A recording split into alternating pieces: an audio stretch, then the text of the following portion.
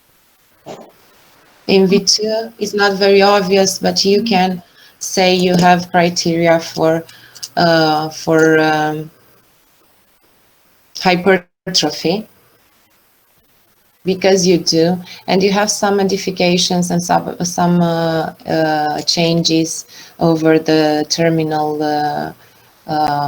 phase are secondary to. I agree, you don't see very well here. You don't see it very clear, but it is a high R, and it meets the criteria for LV hypertrophy with tall T's and so on, ST elevation in V1 that you should not interpret like any other disease. We here we see the cardiac. Oh, sorry.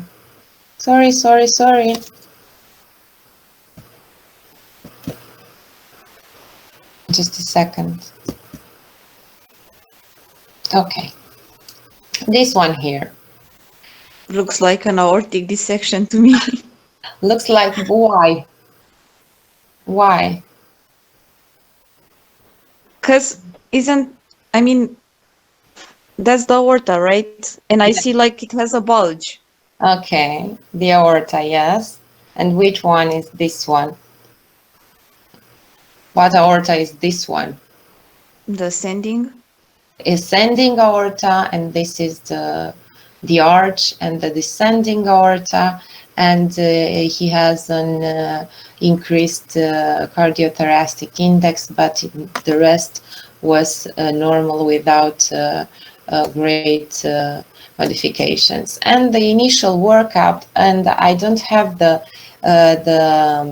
transthoracic echo, and I see I have a bad film there.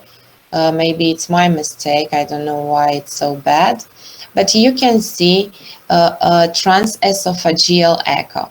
We did the transthoracic echo in the emergency department, and we saw the dilatation of the aortic root and the ascending aorta 54. It was not something different from his previous history, with severe, this time, aortic regurgitation, but we saw no intimal flap in transthoracic echo. And because the clinical suspicion, and you are right to tell me this, was so big that this patient has aortic dissection, we did a focused transesophageal echo in the ICU, and we saw the same dilatation of the aortic root, the ascending aorta 54, and no intimal flap.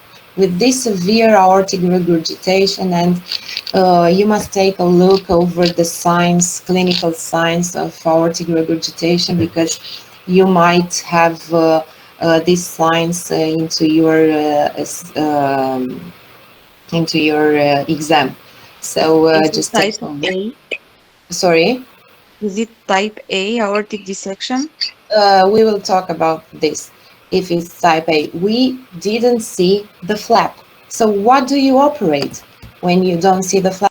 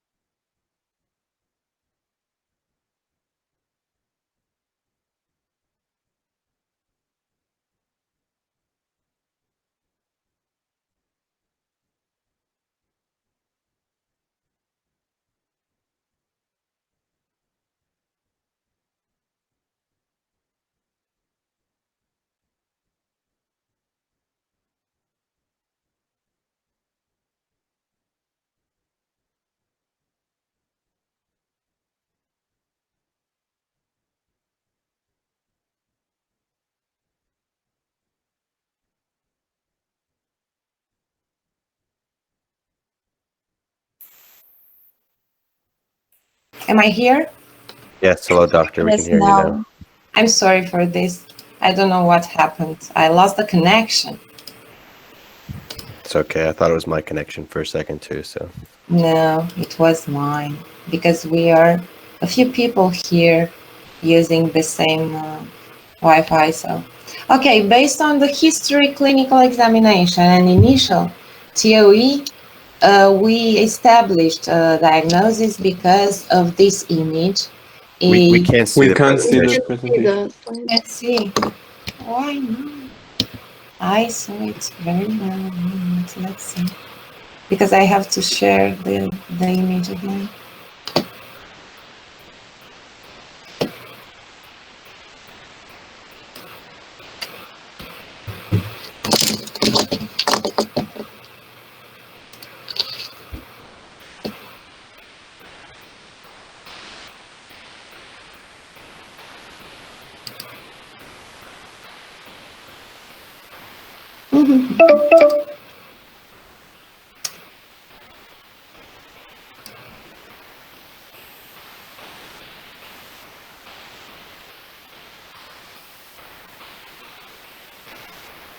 Do you see now the presentation? Not yet. Not yet. No?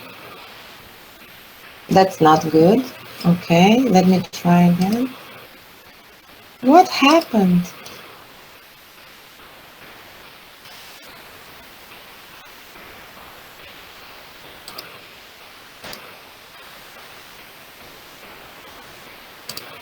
I don't like this. You should be in the hospital.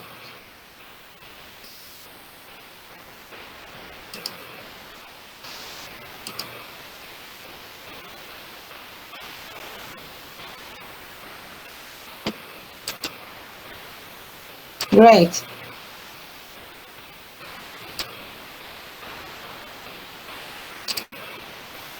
It should be okay now.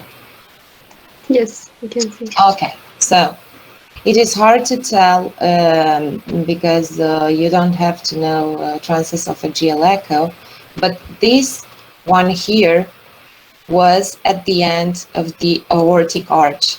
And we thought this one, it's not an intimal flap, but it is a hematoma that was 24 hours ago produced due to the lifting of the heavy object. So, based on the history, clinical examination, and initial TOE, we established that type 2B aortic dissection diagnosis, and we decided for controlling the blood pressure and the heart rate, and we extensively repeated the TOE exams, the angio-CT and dimers for the next 2 weeks, 5 days in between. The patient had no symptoms, and in order to remember some segments of the aorta, you have this drawing: aortic annulus, the sinuses, valsalva sinuses, the junction, sinuotubular junction, the aortic arch with the branches, descending aorta, and this one, this part here, suprarenal part, and after the emergent renal arteries, the infrarenal part. The classification of aortic dissection is this one: Stanford A for the first two and B for the second, implying just the descending aorta. Type 1, DeBakey, this one here and this one here, along with type A, Stanford, the same thing, implies the ascending aorta and the descending aorta, and this one, type 2, implies just the ascending aorta. So our hematoma was around here at the distal end of the arch, so we just waited. But why searching for aortic dissection? And Maria, you told me this, because the index of suspicion was very, very high. In these cases, we should assess the pre-test probability based on these high-risk conditions, high-risk pain feature, and high-risk examination feature. If we have patients with Marfan syndrome or other connective tissue diseases who modifies the structure, the wall of the aorta, we have a high index of suspicion in the presence of the chest pain, abrupt onset of severe intensity, and after lifting objects. If you have the family history of aortic disease, if you have a known aortic valve disease, a no-thoracic aortic aneurysm, and this patient had this history or previous aortic manipulation in different procedures. High-risk examination features means evidence of perfusion deficit, pulse deficit, systolic blood pressure difference, and we had the difference between 135 and 50, suggesting severe aortic regurgitation or focal neurological deficit, the murmur, aortic diastolic murmur, hypotension or shock in cases of rupture, in cases of cardiac tamponade, because it is one of the main complications. So the patient was admitted in the hospital, and we have some treatment options. The first to go is medical therapy, systolic blood pressure between 120, 140 presented this patient, but we tried to keep the blood pressure under 130 millimeters mercury and the heart rate under 70 beats per minute. What medication should we give to this patient for keeping the blood pressure low and heart rate low? The first. Beta blockers. Beta blockers, great. Beta blockers for the heart rate, okay, and for the blood pressure. Diuretics. Diuretics might be a choice. But the first choice is? AC inhibitors. AC inhibitors, great. Okay. In type 1, in type A, it's written in the guidelines, type A aortic dissection, urgent surgery. But you see, this patient did not meet the criteria of type A aortic dissection. We did not see an intimal flap. We only saw the hematoma at the end of the aortic arch, but we kept the patient in the hospital to see his evolution for the next days. In type B, medical treatment is always the choice. This one here implies the descending aorta. So we did that. The workup for intramural hematoma is medical treatment, urgent surgery if it's type A, and medical treatment under careful surveillance is type B, and we did this. We did an angio-CT, and I don't have the examination to show you the dilated aortic, the dilated ascending aorta, and that's a pity. Okay, in hospital follow-up, these patients have some predictors of complications. So the only predictor he had was the maximal aortic diameter over 50, because he had no persistent and recurrent pain. He was very bored in the hospital. He thought we are keeping him for nothing. We repeated the TOE and the CT every 5 days in order to save ourselves of sudden complications. His blood pressure was not difficult to control. It was very easy. He had no involvement of the ascending aorta. He had no aortic wall thickness, and he had no pleural effusion, so nothing happened, and so on. He had no predictors of complications. The main clinical presentation for patients with aortic dissection, type 1, type B, it doesn't matter, is the chest pain, the back pain, an abrupt onset of pain after a sustained effort, and we have many other things. The patient can present with the cardiac tamponade, he can present with myocardial ischemia or infarction if the flap is going to the coronary arteries. He can present with heart failure, pleural infusion, of course, syncope in cases of hypotension or cardiac tamponade, with major neurologic deficit in cases of stroke when the flap, the intimal flap is reaching the cervical arteries, and spinal cord injury, ischemic, mesenteric ischemia, acute renal failure, or lower limb ischemia. Okay, we're not going through this, please do that by yourself.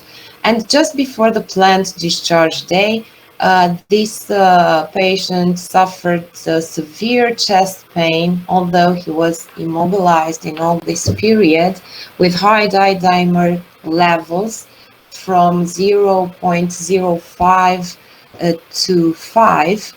And you see here the images from the echo, transesophageal echo. You see here there is a flap. I should have had this image without color, with severe aortic regurgitation. This one here is aorta, and this one here is the mitral valve, and this one is the left atrium. Okay, you see it here, the left ventricle, the left atrium, the right ventricle, and this one is the aorta coming from the left ventricle, and you see here the some kind of a transverse image with the flap inside. The false lumen and the true lumen. This one is not moving. So this one here is the flap, and the origin is at the ostium of the right coronary artery. So we had a stem for A, the Baker 1, aortic dissection with severe aortic regurgitation, and an aneurysm for the ascending aorta, with an indication for immediate surgery. And that's it. We are not going further. The learning points here are that a high clinical suspicion is very, very important in patients with severe pain in order to not to miss the diagnosis, because it was easy to miss this one, and the proper workup should be done. These patients have unpredictable and sudden progression of type B aortic dissection, even after 2 weeks from hospitalization, and you should carefully do a good surveillance of these patients, because you can save their lives. So this was a nice case, and it was nice because you see how important the anamnesis is for your diagnosis. If someone did not go through all the anamnesis and through all these important aspects, the diagnosis would have been missed eventually. Okay, that's it for today.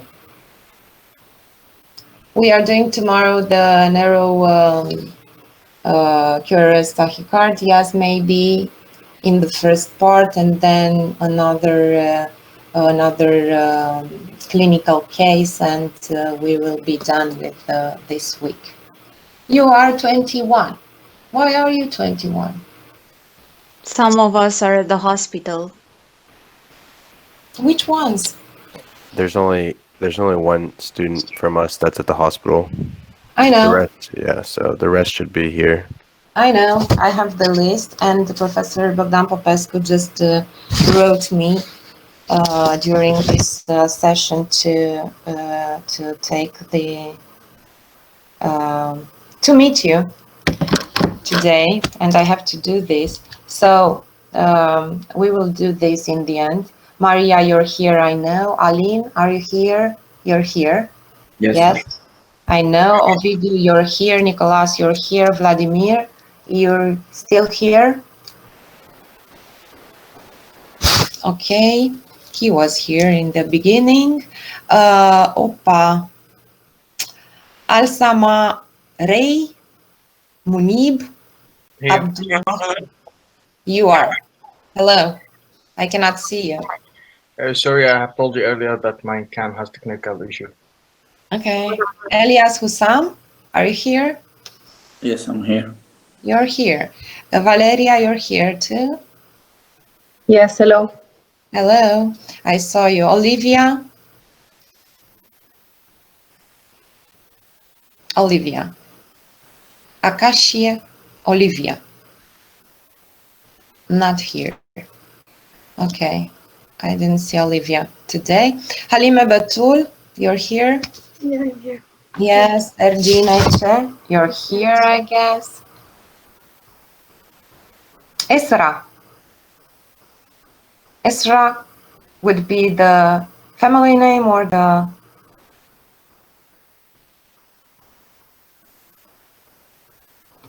Okay, let me just look. She is here, but she's not responding to me.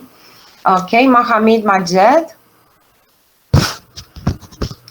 Not here. Suleiman Lorin, you're here.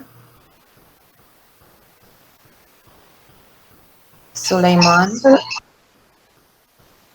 Lori. Hello, Professor.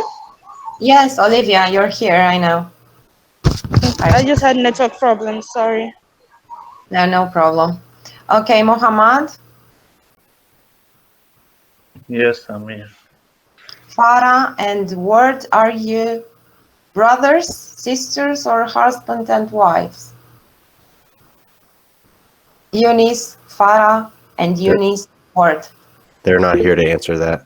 So Okay, but are they husband and wife? Or? no, I don't think it's just coincidence. It's just a coincidence, yeah. Oh my God, that's so nice. Okay. Zoabi Kusai, Sabra Elias, Shibli Nahel. No one here. Great. Tatur Sahar. Yes, I am here. Good morning. Morning. Wahi Hahlam. Yes, present here. I'm sorry for getting your name wrong. Abdul Ahad.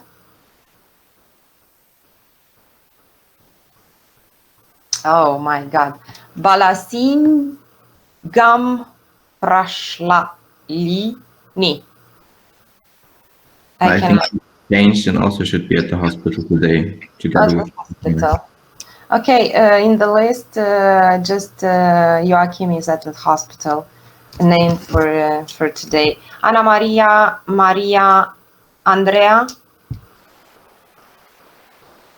Frangula. Eu sunt Ana Maria. Te-am văzut, nu, Ana Maria știu.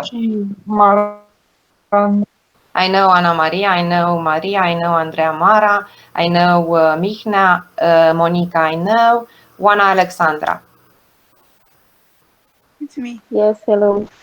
Okay, good, great. Some people I think their mics are not working. Mariana Maria, you have a very poor connection. You or me, I don't know which one of us. I cannot understand you. There's two people in the chat that wrote that their I think mics she weren't was working. saying, Okay. yeah. Present. Okay. Okay. There were some problems with your colleagues from I don't know, yesterday there were only 8 in the practical session, so something is not very good, and they want to change the practical sessions, and for you to have your cameras on. If you don't have the cameras on, you will be absent, I guess. I think that's a good idea. I think we should all have our cameras on. Yes, So, of course, because we do have our cameras on and we don't look perfect, and that's the normal thing. I cannot talk to some black people here, black images here. Okay, see you tomorrow. There's no need for you to. It's Friday, I know.